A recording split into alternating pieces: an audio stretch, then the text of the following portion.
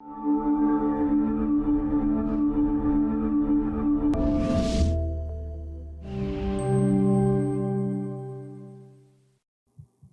noite, igreja. Mais uma vez, com muito respeito e temor, eu ocupo esse púlpito para levar uma palavra para essa igreja, desta vez falando sobre as parábolas de Jesus. A porção que nós vamos ver hoje, ela foi escrita nos 3 evangelhos sinóticos. De uma forma bastante idêntica, com algumas variações, mas todas com o mesmo sentido. Nós usaremos o relato de Lucas, e eu peço que os irmãos se coloquem de pé, para nós ouvirmos essa palavra. Capítulo 5, versículos 35 a 39, Evangelho de Lucas. Eu vou ler na versão Almeida, Revista e Atualizada. Todos acharam?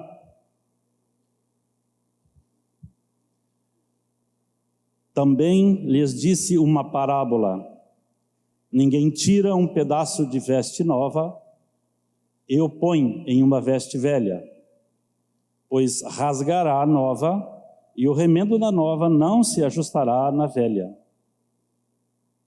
E ninguém põe vinho novo em odres velhos, pois o vinho novo romperá os odres, entornar-se-á o vinho, e os odres se estragarão. Pelo contrário, vinho novo deve ser posto em odres novos, e ambos se conservam. E ninguém, tendo bebido o vinho velho, prefere o novo, porque diz: o velho é excelente.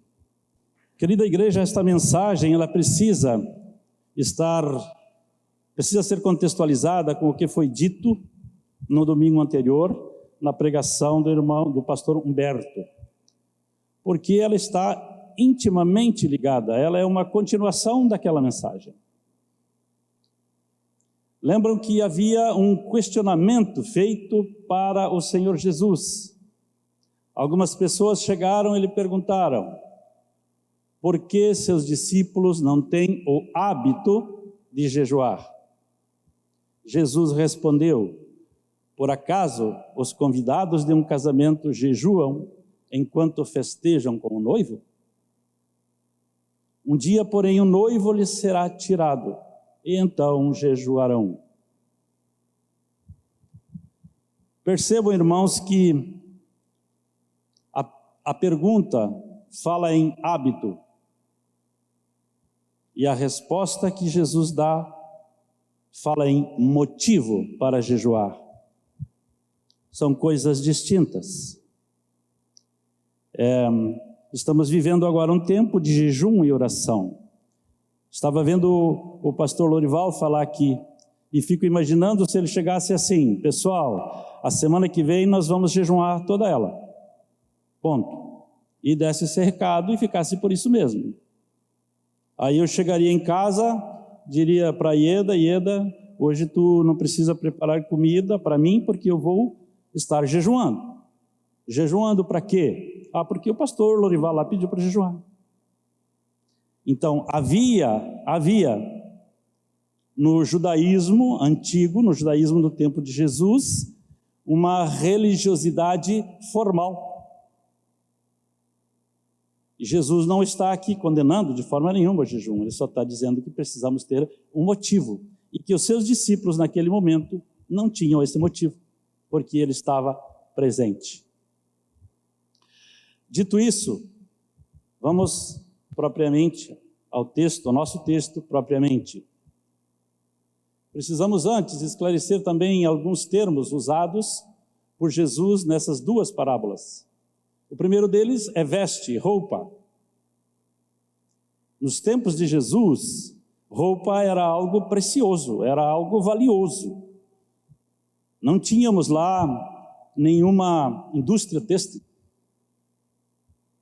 Elas eram confeccionadas à mão, com fios de lã, de algodão, e para quem era mais abastado, poderia comprar, quem sabe, um tecido de linho. Então era algo difícil de se ter. Os guarda-roupas da época possivelmente nem chegavam próximo dos nossos guarda-roupas, na média dos nossos guarda-roupas aí. Porque a pessoa tinha uma muda de roupa, talvez duas, aqueles mais abastados, talvez três. Mas a média da população era assim. Quando eles iam viajar, viagens longas, às vezes não levavam nada. Vocês lembram quando Jesus enviou os 70 discípulos? Ele recomendou, não levem mala, não levem alforje, não levem sandálias. Ou seja, vão com a roupa do corpo. E eles não foram num dia e voltaram no outro. Não. Eles foram fazer uma missão, andaram por várias cidades. Então, para tomar banho, eles tinham que tomar com a roupa, ou então esperar ela secar rapidamente para colocar de novo. E assim era. E quando se viajava longe, não se carregava esse monte de mala que nós costumamos carregar, né? Aí chega na rodoviária, no aeroporto, às vezes precisa arrumar um carro para levar aquele monte de malas, né? Tudo cheio de roupa. Naquele tempo não era assim. As pessoas viajavam com uma muda de roupa. Às vezes, viagens longas, envelhecia a roupa. Estratégia, inclusive, que foi usada por gibeonitas para convencer lá Josué a não matá-los, né? Que eles eram viajantes, e não eram. Eles eram lá da terra de Canaã. O segundo ponto é odre, né? O que é um odre? Então, odre era uma vasilha feita de pele de cabrito, né? Ela tinha flexibilidade e resistência e era usada para armazenar líquidos. Neste caso que nós estamos vendo, vinho, né? Então, esse era um odre, era algo feito de pele de cabra. Um outro termo que a gente precisa ter um entendimento dele é quando Jesus fala ninguém. Esse pronome ninguém, Jesus inicia as duas parábolas dizendo ninguém, né? Ninguém usa um tecido novo para remendar uma roupa velha. Ninguém põe vinho novo em odres velhos. Ao usar esse termo, Jesus não está dizendo que é impossível fazer isso. O que ele está dizendo é que não é lógico fazer isso. Alguém pode tentar coser lá a roupa, o tecido novo na roupa velha. Não tem problema nenhum. Alguém pode colocar vinho novo no odre velho. Mas isso vai causar um grande estrago. Então não é lógico. Ele está dizendo que não é inteligente. Não se faz isso. E o povo sabia, e Jesus sabia que o povo sabia. Então por isso que ele usou essas duas práticas para trazer um ensino para nós. Há uma outra coisa no último versículo que nós lemos, sobre ninguém prefere o vinho novo ao velho. É importante a gente também esclarecer isso. Por que Jesus disse isso? Esse conceito da enologia, ele já havia naquele tempo e ele é válido para os dias de hoje. Um enólogo vai te aconselhar, não, tu tem que tomar o vinho velho porque ele é mais adequado ao nosso paladar. Não tem aquela tanicidade toda, né? Isso falando nos conceitos humanos. Temos presente bem isso. Mas, enfim, o que Jesus queria ensinar com essas duas parábolas, né? Com essas duas metáforas? Primeiramente, ele nos diz que o Evangelho é a roupa nova e é também o vinho novo, a sua mensagem. Ele vai nos falar de forma e também vai nos falar de conteúdo.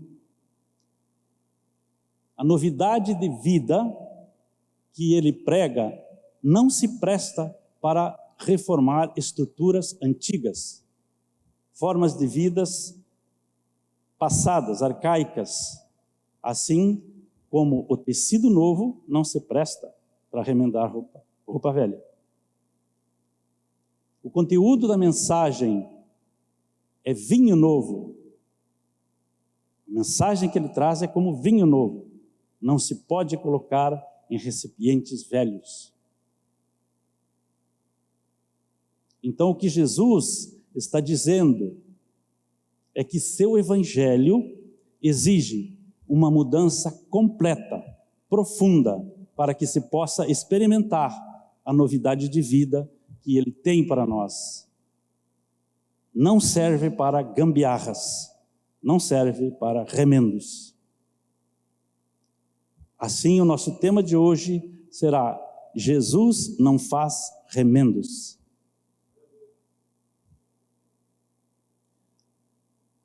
Mas então, qual é o propósito de Jesus ao contar essas parábolas? Ele quis trazer-nos verdades do reino. E qual é a primeira verdade? Primeira verdade, Jesus expressa que o cristianismo é algo totalmente novo. E ele não foi trazido, o evangelho não foi trazido para remendar aquelas estruturas arcaicas do judaísmo, para remendar estruturas de vida que não fosse transformada. Então não serve para alterar, não serve para ratificar aquelas antigas estruturas religiosas. Jesus não está criticando a lei, mas a religiosidade judaica. Aliás, em Mateus 5, 17 a 20, ele destaca muito bem. Ele afirma que ele não veio abolir a lei, antes pelo contrário, ele veio cumprir a lei. E afirmou que nem o céu, enquanto existir céus e terra, esta lei permanecerá válida, até que tudo se cumpra. E nos deu uma advertência muito séria, que nós devemos ter presente. Foi para os discípulos da época, mas temos que trazer ele para as nossas vidas presentes. Ou seja, se a vossa justiça não superar em muito a justiça dos mestres da lei e dos fariseus, vocês jamais entrarão no reino dos céus. Então, os costumes judaicos, eles transmutavam o sentido da lei em benefício dos costumes, em benefício dos seus interesses próprios. Eles adequavam a lei para que a lei se adequasse a eles, e não o contrário que devia ser. Vocês lembram quando Jesus, nessa sequência dessa passagem que eu li, ele falou sobre assassinato, né? E vocês lembram que ele deu uma extensão muito maior do que era dado pelo judaísmo de então. Ele falou sobre adultério. E vocês lembram que ele aumentou em muito a abrangência do adultério, né? Quando ele fala da intenção, já é suficiente para ser caracterizado um adultério na presença de Deus. Quando ele falou de divórcio, ele fez o contrário. Ele retraiu a extensão da lei, porque os judeus tinham aberto ela, os fariseus tinham aberto ela, e o divórcio se fazia por qualquer motivo. E ele restringiu extremamente, dizendo que não separe o homem, né, o que Deus uniu. Então, ele traz essa interpretação diferente. Quando ele nos ensinou a orar, né, ele diz: não faça como os hipócritas. Da mesma forma, quando vocês darem esmolas, não façam isso por formalismo e para chamar atenção. Façam isso para Deus. Da mesma forma, o jejum. Então, o que estava em jogo aqui não era a lei, mas sim o formalismo e os costumes judaicos de distorcer o alcance da lei de então. As duas parábolas, elas são estruturadas em atividades corriqueiras da vida do judeu. Isso para facilitar o entendimento. para que todos conheciam, né? Todos conheciam aquelas atividades. Todos sabiam que não se devia costurar um tecido novo num pano velho. Isso ainda se aplica hoje se nós pensarmos no tecido cru. Né? Os tecidos hoje são industrializados, já vêm sem esse problema de encolher, mas na época não. Você pegava lá um algodão, e o que acontecia na primeira lavada? Ele encolhia. Se você tivesse colocado isso no tecido velho, o estrago ia ser grande. Então Jesus usa essas atividades corriqueiras da vida para trazer esses ensinamentos profundos sobre o reino de Deus. Então, com essa parábola, Jesus mostrou que o velho é velho, o novo é novo. Em nossa linguagem de hoje, uma coisa é uma coisa, outra coisa é outra coisa. Ficou claro, né? Então não dá para misturar a forma de vida antiga com a novidade de vida que Jesus veio trazer. Então, às vezes, quando eu estava estudando esse texto, fiquei pensando naquelas pessoas que defendem o ecumenismo de uma forma generalizada, né? A junção de todas as religiões numa só, de uma forma generalizada. Eu penso que não foi muito bem entendido estas parábolas de Jesus.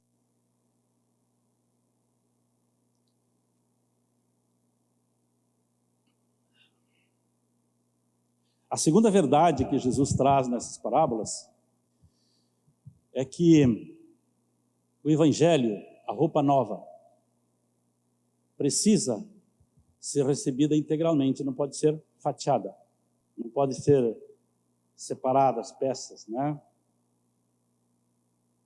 Se você tirar um pedaço da roupa nova, estraga a roupa nova. Se você fatiar o Evangelho, não vai cumprir a sua função. Me lembrei da túnica que Jesus usava. Ela era uma peça única. Estão lembrados? E nem os soldados romanos, que eram pagãos, tiveram coragem de rasgá-la, de fatiá-la, por causa do seu valor. E a mensagem que Jesus traz do seu Evangelho é assim. Ela não pode ser fatiada. Ela precisa ser usada na íntegra, na sua integralidade. Não dá para aceitar em partes e rejeitá-la em outra.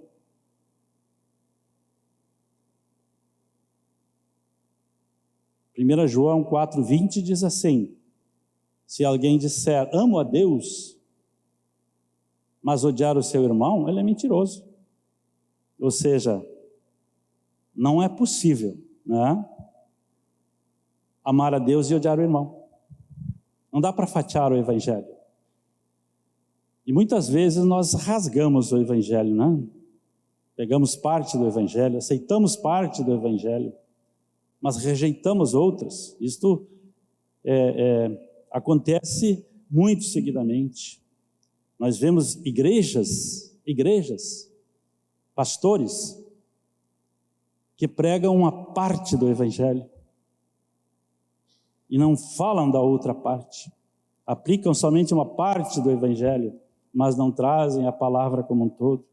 Graças a Deus esse não é o nosso caso, mas todos vocês sabem que existem igrejas que fazem esse tipo, fatiam o Evangelho, fazem uso daquela parte que interessa aos seus interesses.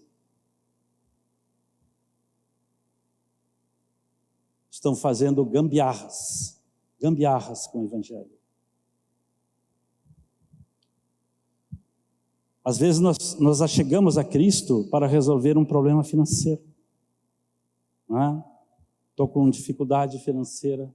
Mas Jesus prometeu vida abundante. Então eu vou lá pedir para ele tem que me dar. Jesus pode te dar riquezas? É claro que sim. É claro que sim.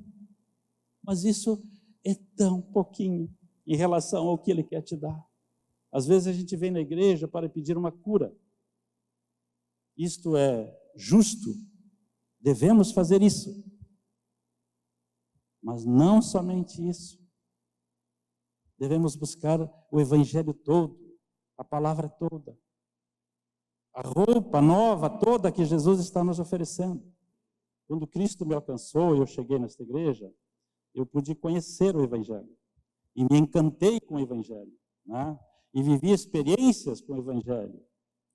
E fui naquele encontro com Deus e tive momentos maravilhosos, ouvindo a palavra, sendo curado, sendo libertado. Enfim, eu estava quase numa êxtase. Porém, faltava uma parte do Evangelho, que quando foi ministrada, eu recusei. E isto me levou a uma profunda depressão, que é justamente a parte financeira. Quando foi ministrada essa parte, disse não. Então isso me afastou tanto de Deus, que aquele buraco que eu tinha antes de chegar à igreja ficou maior ainda. É o que Cristo está dizendo. E eu entrei assim num parafuso, né? Entrei num desespero. Ainda bem que eu tinha aprendido, através do meu discipulador, o apóstolo Levi, que as dificuldades viriam e que eu devia buscar no joelho e na palavra. E foi isso que eu fiz. E a misericórdia de Deus me alcançou e me mostrou que a palavra de Deus é una. Deve ser vivida na íntegra, na totalidade. Não pode ser deixada de lado um pouco como eu estava pensando em fazer. Porque toda aquela graça que eu tinha recebido, de repente ficou afastada de mim. Eu me afastei da graça, porque eu queria uma parte do Evangelho. Eu queria fatiar a roupa nova que Jesus estava me oferecendo, para fazer um remendo na roupa velha que eu carregava. Isto não faz nenhum sentido, de acordo com a parábola. A terceira verdade: somente pode receber a palavra viva, que é Cristo, quem se faz novo, quem se renova. Velhas estruturas não podem receber a palavra. O velho homem não pode viver a plenitude do Evangelho. Ele precisa ser renovado, ele precisa ser totalmente refeito pela graça de Deus, para que a plenitude do Evangelho, a plenitude das promessas de Deus possam agir em sua vida. Jesus disse a Nicodemos, estão lembrados lá no capítulo 3 de João: quem não nascer de novo, não verá o reino de Deus. É isso. É necessário essa mudança. Quarta verdade: antigas concepções são resistências para o novo.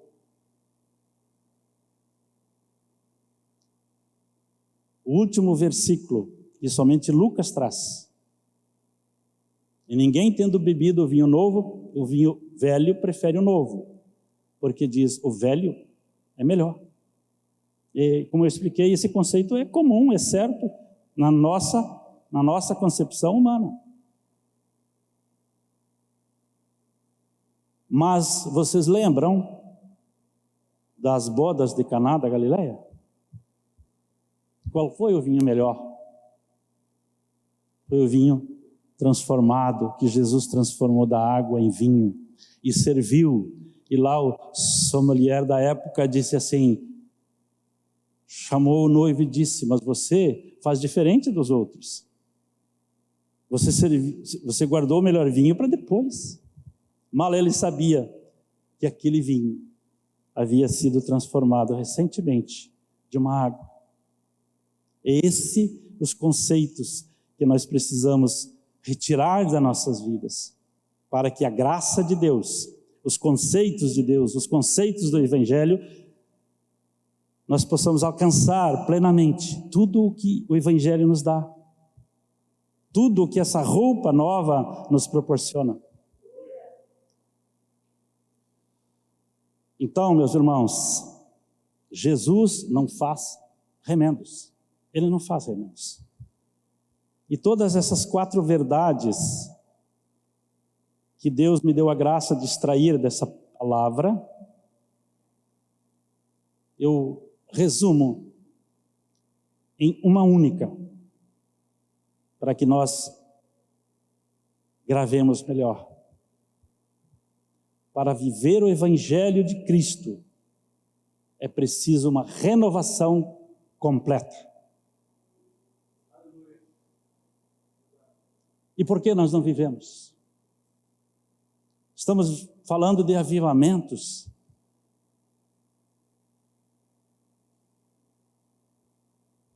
E nós precisamos, quem sabe, rever algumas coisas para que o avivamento aconteça.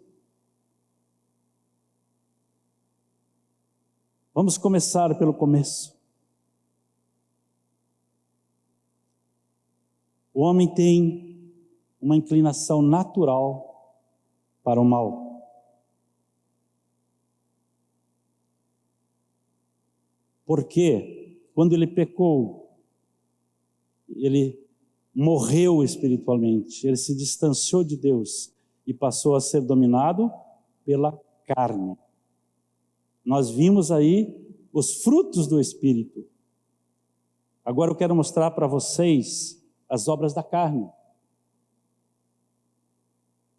Imoralidade sexual. Existe imoralidade sexual hoje? Impureza, libertinagem, idolatria, feitiçaria, ódio, discórdia, ciúme, ira, egoísmo, dissensão, facções, e por aí vai. Essas são as obras da carne.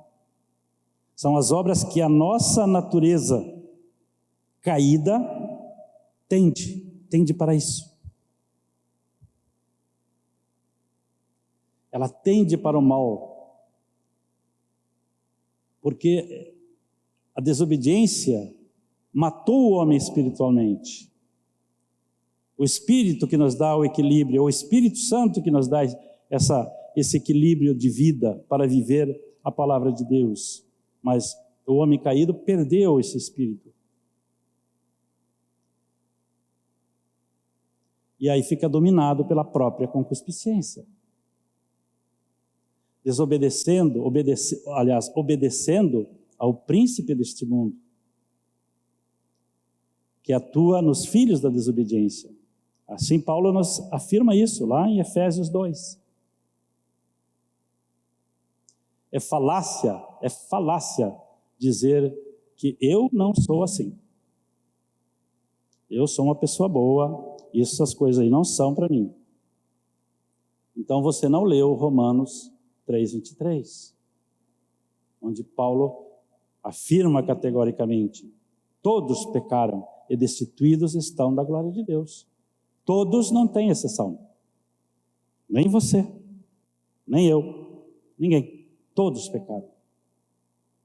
Inclusive Paulo, que se inclui nesse todos.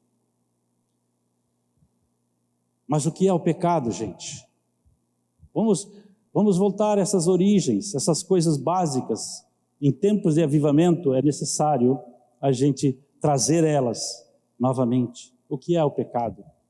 O pecado é essa ruptura com Deus e a sua ordem. É essa morte espiritual, esse afastamento, é esse vácuo que o homem criou entre ele e Deus, que ele não tem mais capacidade de por si só ultrapassar e voltar ao que era antes. Ele é dominado pela natureza caída. Ao pecar, o homem contraiu, nós podemos chamar de um vírus, vamos dizer um vírus, que atua permanentemente em nós e se manifesta nas obras da carne. Então ele está incrustado na nossa natureza. Nós não podemos nos livrar dele. Vírus é uma palavra atual, né? Nós estamos vivendo tempos de pandemia causado por um vírus. E quando alguém contrai esse vírus, se manifestam efeitos desse vírus em nosso corpo. Dor de cabeça, problemas respiratórios, problemas circulatórios, enfim, mal-estar, fraqueza, enfim, uma gama muito grande de efeitos, né, que infelizmente tem ceifado muitas vidas no nosso país. E o vírus do pecado, ele faz a mesma coisa.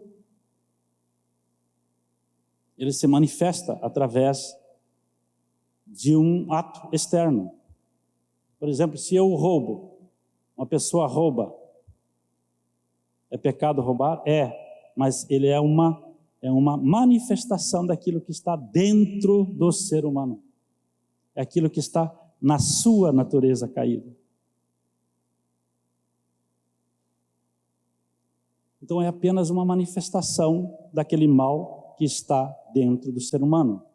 O adultério, o que é o adultério? É uma manifestação daquilo que está dentro do ser humano. Quando Jesus falou de adultério, né, ele disse muito claramente, aquele que olhar para uma mulher com intenções impuras, ele já adulterou. Por quê? Está falando do interior, onde está localizado este vírus. Então, essa manifestação deste mal. E aí, se tu vai atacar somente os efeitos, o vírus permanece tranquilo. É como no Covid. Teu dor de cabeça? Vou lá tomar uma aspirina. Vai fazer algum efeito no combate ao vírus? Eu creio que não. E o pecado é a mesma coisa. Se nós atacarmos somente o ato, vamos supor que alguém que adultera chega aqui no apóstolo Levi e diz assim, pisei na bola, estou com esse problema. Aí ele vai dizer, isso é errado, tu não pode fazer mais isso. Porque está na palavra. Tá, o menino vai embora, dali um mês ele volta de novo. Se ele não se arrepender do seu ato e não for levado a fazer uma limpeza geral, né, a ser transformado no seu comportamento, ele vai voltar. É uma questão de oportunidade. É uma questão de oportunidade. Porque o mal não foi aquele ato somente. Vai estar sempre aparecendo. É uma questão de oportunidade. Assim vamos atacando a causa, mas sem conseguir a cura, né? Vamos atacando o efeito, sem conseguir a cura, porque não atacamos a causa. Tem uma música do Fagner, que diz assim, sentimento ilhado, morto amordaçado, volta a incomodar. É isso que eu estou dizendo. Se não for limpo aquele sentimento mal, ele vai voltar a incomodar, vai voltar a fazer você externalizar o pecado, porque o pecado está dentro. Então só vai acontecer de novo. E nós não temos forças para erradicar esse mal no nosso interior. Nós não conseguimos fazer isso. O que nós precisamos fazer?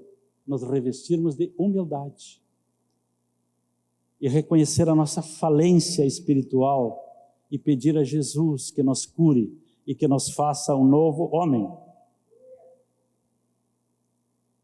Não adianta colocar um band-aid espiritual neste ato. Paulo vai nos trazer um ensino muito interessante. O apóstolo Paulo vai dizer, Efésios 4, 23 e 24,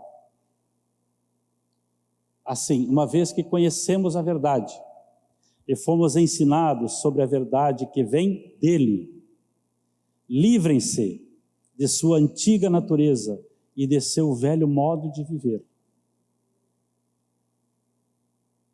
corrompido pelos desejos impuros e pelo engano. Deixem que o Espírito renove seus pensamentos e atitudes e revistam-se da sua nova natureza, criada para ser verdadeiramente justa e santa diante de Deus. Então, Jesus está oferecendo uma vestimenta nova. Jesus está oferecendo vinho novo para nos curar internamente. E mais, irmãos, não é porque nós somos crentes que nós estamos livres. A palavra diz: quem pensa estar de pé, que se cuide para não cair. Nós vivemos pela graça, nós somos salvos pela graça e não por méritos de ninguém. É este o ensinamento que nós temos. Precisamos experimentar essa transformação e não fazer um remendo pontual. Senão nós vamos colocar remendo sobre remendo, e com essa vestimenta nós não entraremos no reino dos céus, nem participaremos da festa do Cordeiro.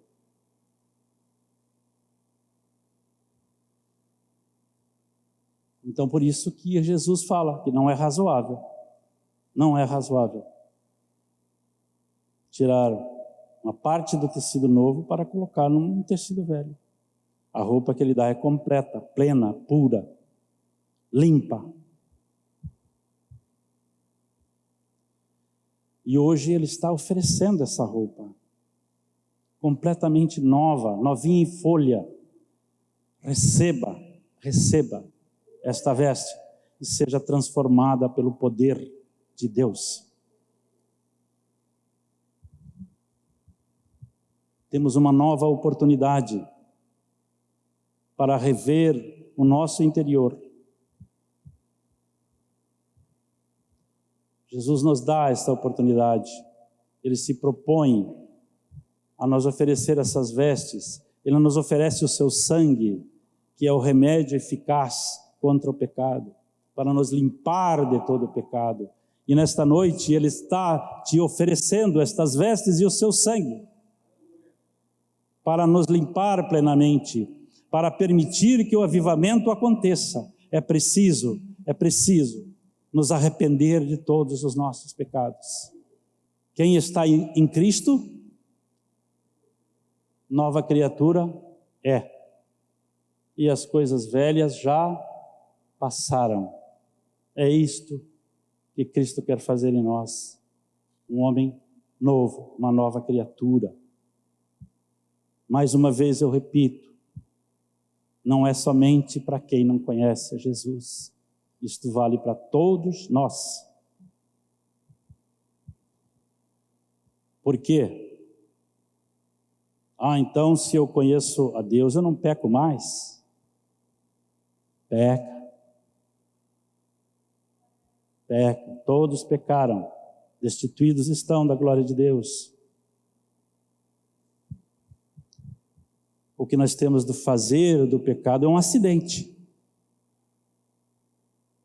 E se nós temos assim, João nos ensina que temos um advogado junto do Pai, Jesus Cristo, que é fiel e justo para perdoar os nossos pecados, se assim nós confessarmos e nos arrependermos. Cristo não remenda a nossa vida. Ele recompõe a nossa vida. Ele nos reveste novamente. Ele recria a nossa vida. Um novo ser, um ser espiritual. Não mais aquele ser dominado pela carne, mas um novo ser que tem o Espírito de Deus. E é isto que traz o avivamento. Uma igreja arrependida, uma igreja que ora, uma igreja cheia do Espírito Santo. Voltando ao fato da visita de Nicodemos a Jesus, ele fez uma pergunta meio pouco inspirada lá para Jesus. Mas é possível um homem velho, que nem eu, ele era mais velho que eu, né? Convenhamos. Entrar de volta no ventre da sua mãe e nascer de novo?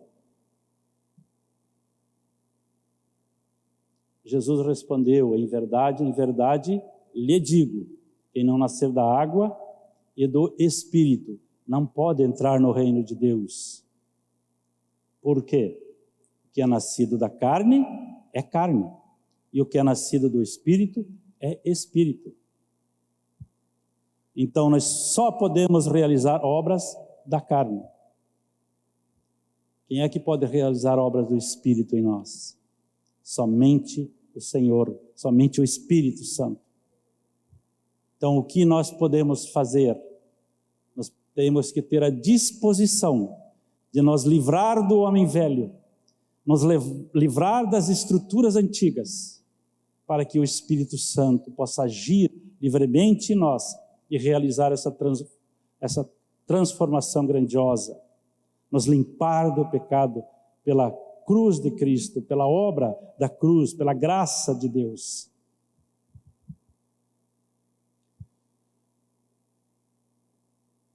Por um homem entrou o pecado, Paulo afirma, por Adão, né? Esse homem era Adão. Mas por outro homem entrou a salvação, Jesus Cristo. Se por um lado somos herdeiro desta natureza adâmica contaminada por este vírus do pecado, por outro temos a possibilidade da restauração em Cristo Jesus. É como se Cristo fizesse em nós uma recriação daquele homem criado à imagem e semelhança de Deus. Crente não é melhor nem pior que ninguém. Crente é diferente. Assim ele tem que ser na vida interior, assim ele tem que ser na vida exterior. Assim ele tem que ser na igreja, assim ele tem que ser ali fora na igreja. Assim ele tem que ser na sua casa, assim ele tem que ser no seu trabalho. Alguém diferente, alguém que traz em si o Espírito de Deus, não alguém que age pela carne. Então, como se procede tudo isso? Isso não acontece por acaso, né? Todas essas transformações não acontecem por acaso. A Bíblia diz que a fé vem pelo ouvir. E ouvir do quê? Ouvir da palavra. A palavra de Deus. Então, pela fé, Deus chega aos nossos ouvidos. Pela fé, Ele vai ao nosso coração. E nos leva a perceber quem é Deus. E nos leva a perceber quem somos nós diante de Deus. E quando nós percebemos isso, nós nos quebrantamos diante de Deus. Nós reconhecemos as nossas fraquezas, nós reconhecemos a nossa incapacidade, nós reconhecemos a nossa falência espiritual. Então, a misericórdia de Deus age em nós, transformando-nos nesse novo homem, cheio do Espírito, nesse novo homem feito à imagem e semelhança de Deus. Deus nos limpa das nossas velhas vestes e nos põe uma veste novinha.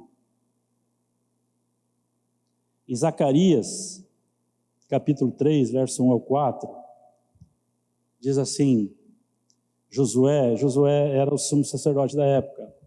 Josué continuava em pé diante do anjo, e suas roupas estavam imundas. Então o anjo disse aos que ali estavam, tirem as roupas imundas dele.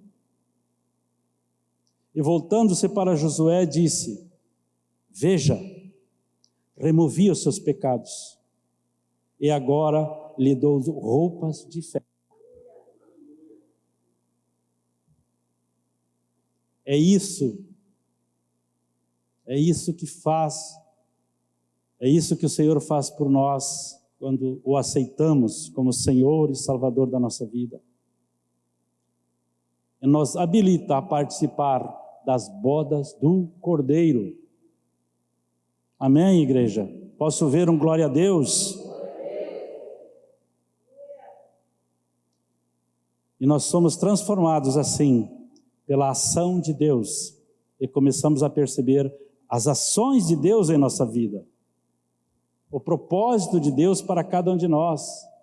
Então começamos a andar pela vontade de Deus, que é boa, que é agradável e perfeita. E isto é maravilhoso. O Evangelho não visa remendar uma pessoa. Ele visa transformar uma pessoa, fazendo uma nova criatura. Isto parece repetitivo, mas não é. É preciso que essa verdade esteja em nós. Uma pessoa transformada, sendo habitação do Espírito. Por isso a Bíblia fala que a carne luta contra o Espírito. Por que ela luta contra o Espírito? Porque o Espírito habita em nós. Se o Espírito não habitasse em nossas vidas, não haveria luta, faltaria um contendor. Mas quando Cristo nos alcança, quando Ele nos limpa de toda aquela podridão que o mundo nos trouxe e que nós éramos adeptos, nós recebemos do Espírito. Então, batalhas são travadas. Quando a carne, que ainda é fraca, quer fazer algum ato da carne, vem o Espírito e diz: isso não dá para fazer. Você deve produzir frutos e não fazer obras da carne. Nós podemos alcançar coisas bonitas. A Bíblia tem coisas lindas a nos ensinar. Tantas promessas que às vezes nem percebemos. Porque às vezes nossa mente ainda está com alguns conceitos antigos. Às vezes ainda nós achamos que o vinho velho é melhor que o novo.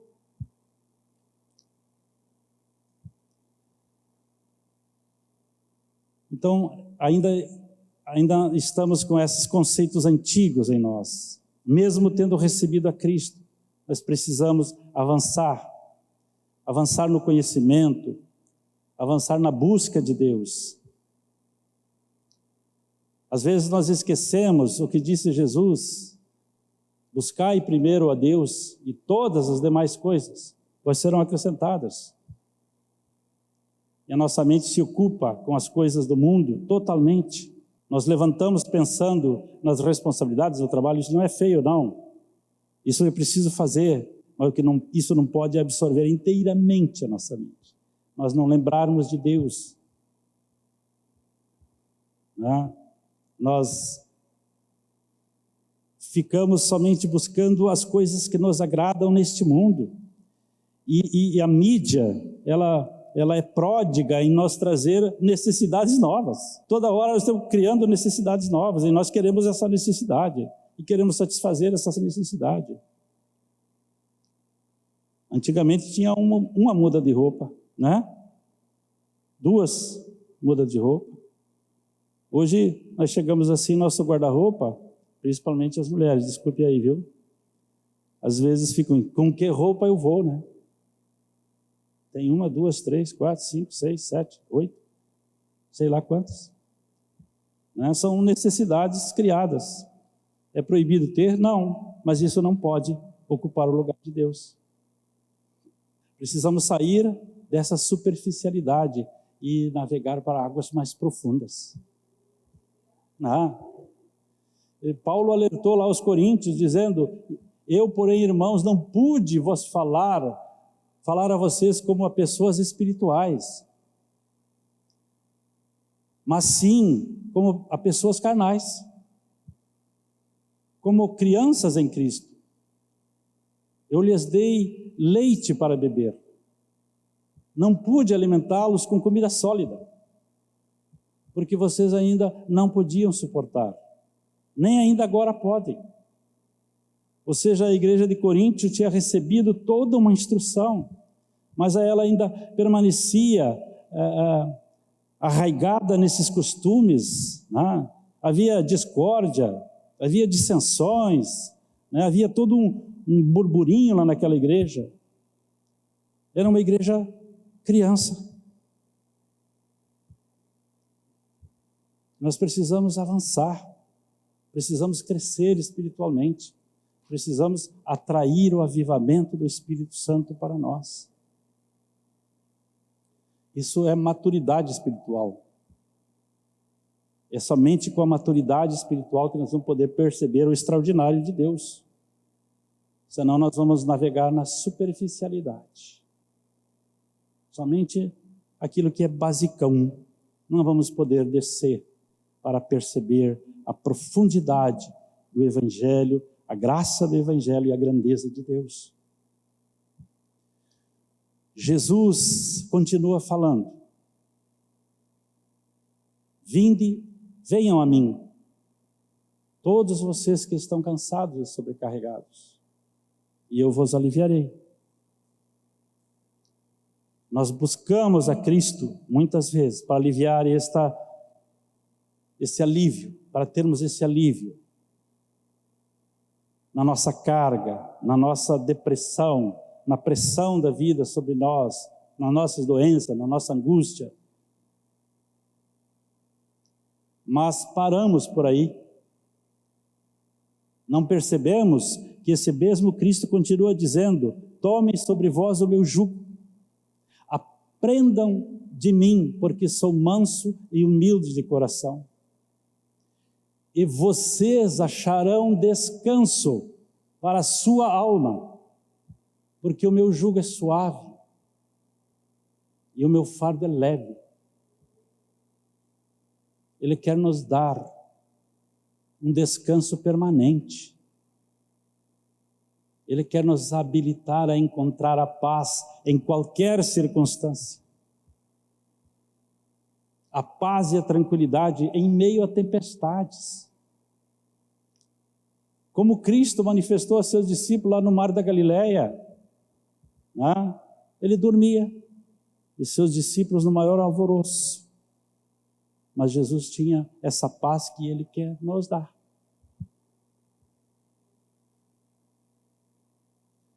Mais uma vez, o Evangelho não pode ser um remendo, mas uma renovação completa da nossa vida.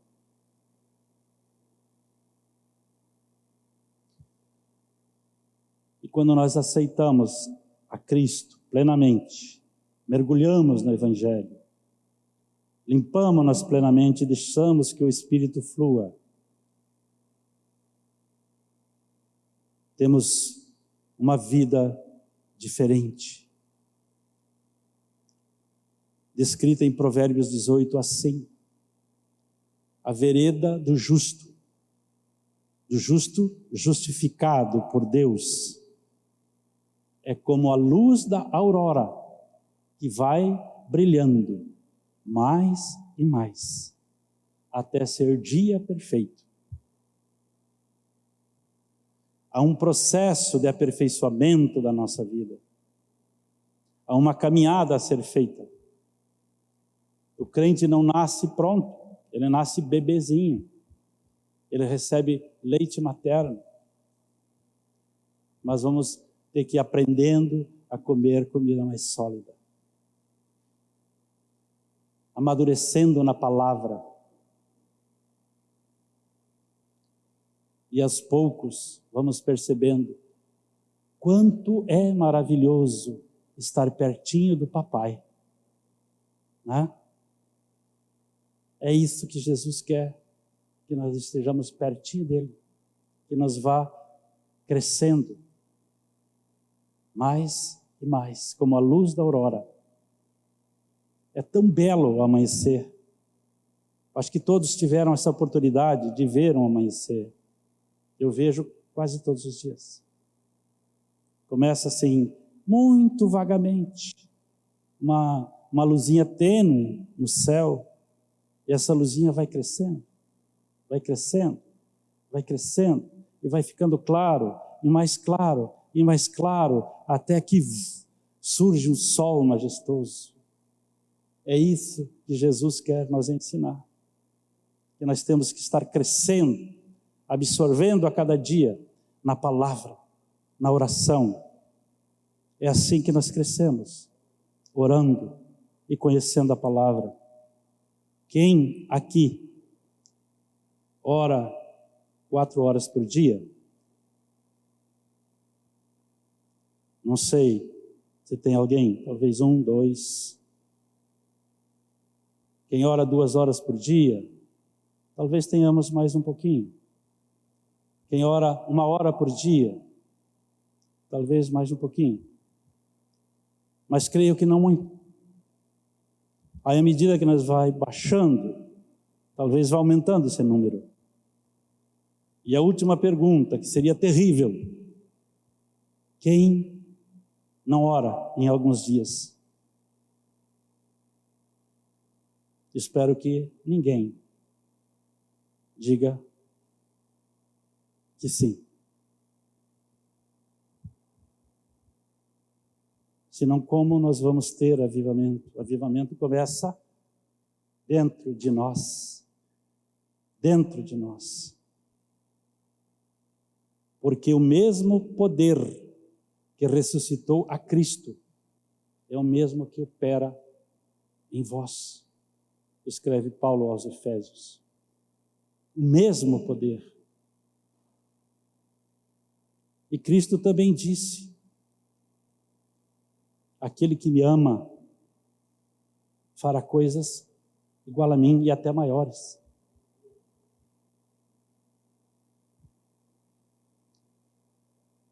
E se nós enchermos do Espírito, se nós nos esvaziarmos de todos esses conceitos velhos,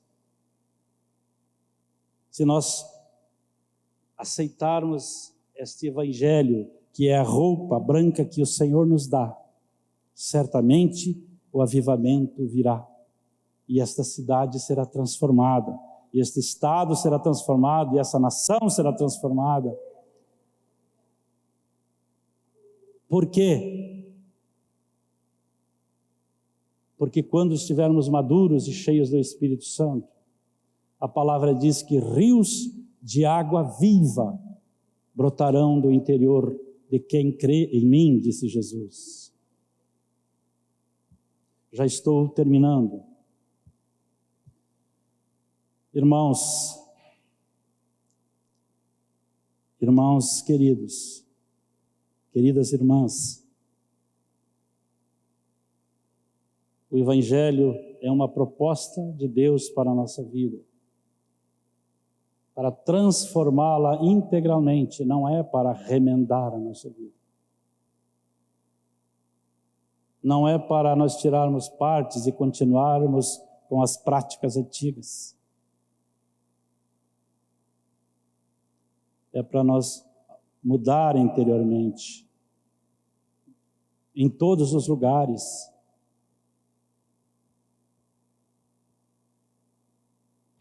Se nós olhávamos pornografia,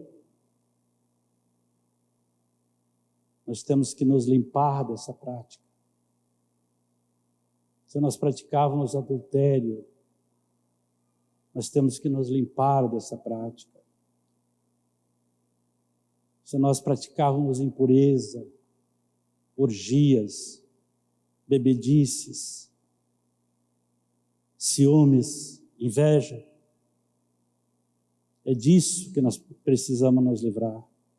É isso que o Espírito quer fazer em nossas vidas. É isso que o Evangelho integral fará em você. Um novo homem livre desse vírus do pecado. Livre desta herança adâmica, mas transformado totalmente. Jesus está às portas. Ele fala isso: eis que estou às portas e bato. Aquele que abrir, eu entrarei e cearei com ele. O texto de hoje fala em casamento. Fala de roupa nova. Fala de vinho novo, o qual simbolicamente Jesus já ofereceu numa festa de casamento.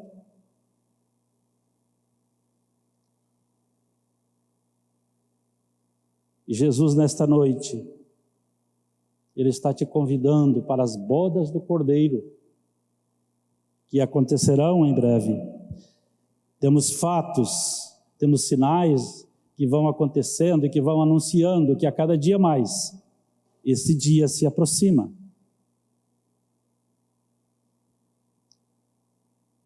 E se nós achamos que vai demorar um pouco, eu posso te dizer que a cada dia que passa, nós caminhamos também para o encontro com Cristo. Se Ele não chegar até lá, nós o encontraremos também. E o tempo de conversão, o tempo de se limpar, o tempo de trocar de vestes, é hoje, é agora, porque o amanhã não te pertence. O passado já foi, o presente é que é decisivo. É o presente que você vive. E não cometa o desatino de tirar parte do Evangelho para remendar a sua roupa velha. Não faça isso. Use a roupa nova do Evangelho que Cristo te oferece e participe da festa do Cordeiro. Não entre com roupas inadequadas, não entre com roupas arremendadas, para não ser expulso do banquete celestial. Conforme o próprio Jesus diz em Mateus 22, 11 e 13, quando o rei entrou para receber os convidados, notou que um homem não estava vestido de forma apropriada para o casamento e perguntou-lhe: amigo, por que é que você se apresenta sem a roupa do casamento? O homem não teve o que responder. Então disse o rei: amarrem-lhe as mãos e os pés e lancem-no para fora, na escuridão, onde haverá choro e ranger de dentes. Precisamos estar com nossa roupinha, nossa roupa nova que Jesus está nos oferecendo. Senão, nós ficaremos de fora.